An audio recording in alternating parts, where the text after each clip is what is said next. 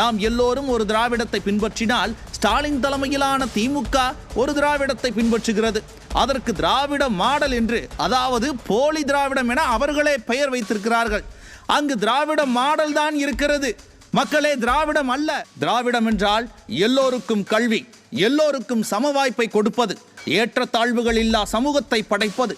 ஆம், எல்லோருக்கும் இங்கு சமவாய்ப்பு வேண்டுமென 69% இடஒதுக்கீட்டை கொண்டு வந்தது அதிமுக திராவிடம். கோடீஸ்வரர்கள் கையில் இருந்த மடிக்கணினியை குடிசைக்குள் கொண்டு சென்று கொடுத்தது அதிமுக திராவிடம்.